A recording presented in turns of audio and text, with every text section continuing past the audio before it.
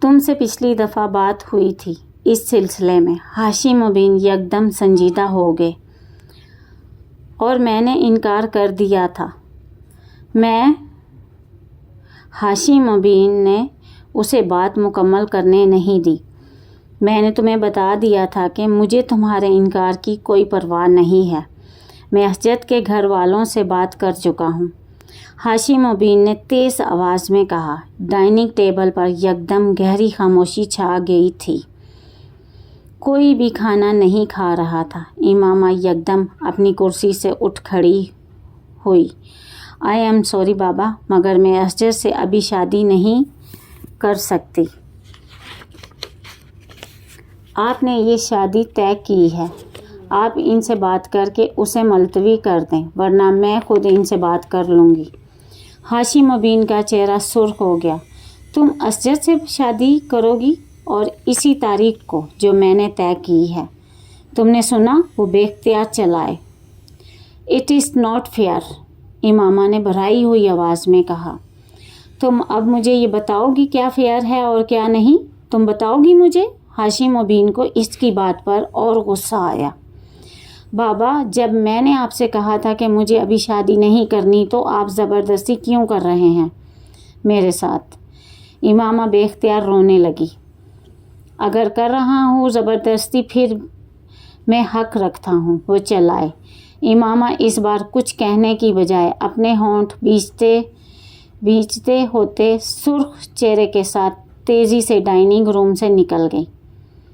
میں اس سے بات کرتی ہوں، آپ پلیز کھانا کھائیں، اتنا غصہ نہ کریں، وہ جذباتی ہے اور کچھ نہیں، سلمیٰ نے ہاشم مبین سے کہا، اور خود وہ اپنی کرسی سے اٹھ کھڑی ہوئی۔ ان کے کمرے سے نکلتے ہی وسیم کو دیکھ کر امامہ بے اختیار اٹھ کھڑی ہوئی۔ تم دفع ہو جاؤ یہاں سے، نکل جاؤ۔ اس نے تیزی سے وسیم کے پاس جا کر اسے دھکا دینے کی کوشش کی۔ وہ پیچھے ہٹ گیا۔ کیوں؟ میں نے کیا کیا ہے؟ جھوٹ بول کر اور دھوکہ دے کر تم مجھے یہاں لے کر آئے ہو۔ مجھے اگر لاہور میں پتہ چل جاتا کہ تم اس لیے مجھے اسلام آباد لا رہے ہو تو میں کبھی یہاں نہ آتی۔ وہ دھاڑی۔ میں نے وہی کیا جو مجھے بابا نے کہا۔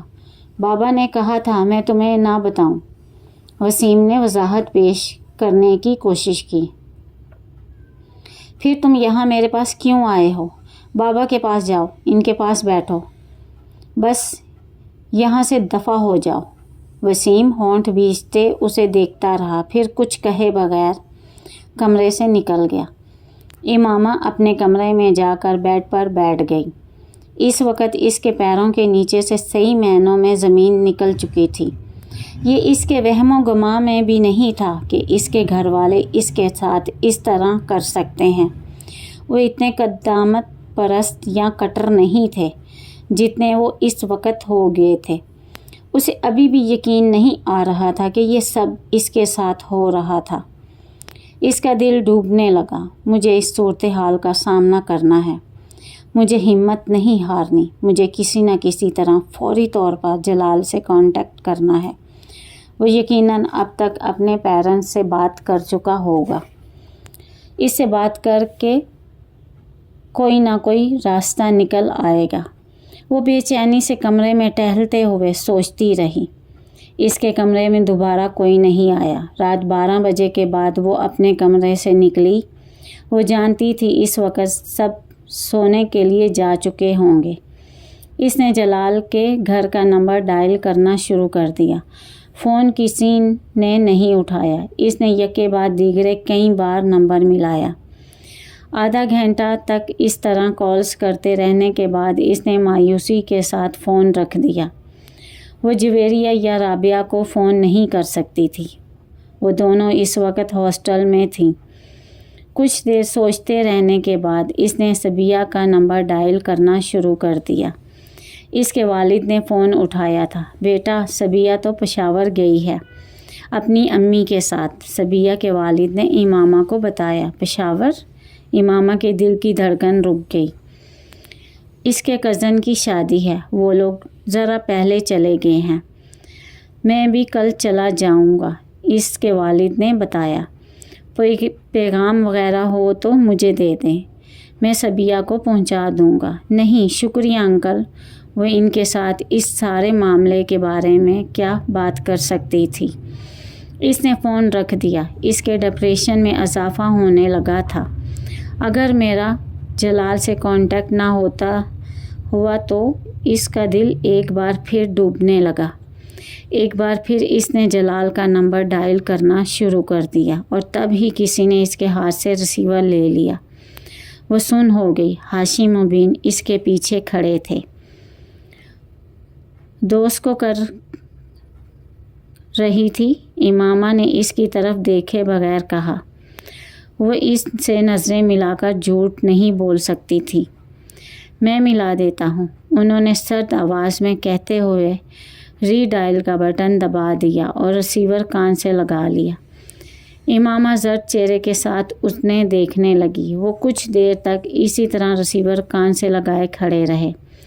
پھر انہوں نے ریسیور کریڈل پر رکھ دیا۔ یقیناً دوسری طرف سے کال ریسیو نہیں کی گئی تھی۔ کون سی دوست ہے یہ تمہاری جس کو تم اس وقت فون کر رہی ہو؟ انہوں نے درست لہجے میں امامہ سے پوچھا۔ زینب۔ فون کی اسکرین پر زینب کا نمبر تھا اور وہ نہیں چاہتی تھی کہ ہاشم مبین کو زینب پر کسی قسم کا شک ہو اور وہ جلال تک جا پہنچے۔ اس لیے اس نے ان کے استفسار پر جلدی سے اس کا نام بتا دیا۔ کس لیے کر رہی ہو؟ میں اس کے ذریعے جویریہ تک ایک پیغام پہنچانا چاہتی ہوں، اس نے تحمل سے کہا۔ تم مجھے وہ پیغام دے دو، میں جویریہ تک پہنچا دوں گا، بلکہ ذاتی طور پر خود لاہور جا کر دے آؤں گا۔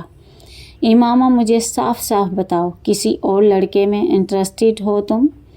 انہوں نے کسی تامید کے بغیر اچانک اس سے پوچھا۔ وہ انہیں کچھ دیر دیکھتی رہی، پھر اس نے کہا ہاں۔ ہاشم مبین دم بخود رہ گئے۔ کسی اور لڑکے میں انٹرسٹڈ ہو؟ انہوں نے بے یقینی سے اپنا جملہ دہرایا۔ امامہ نے پھر اس بات میں سر ہلا دیا۔ ہاشم مبین نے بے اختیار اس کے چہرے پر تھپڑ کھینچ مارا۔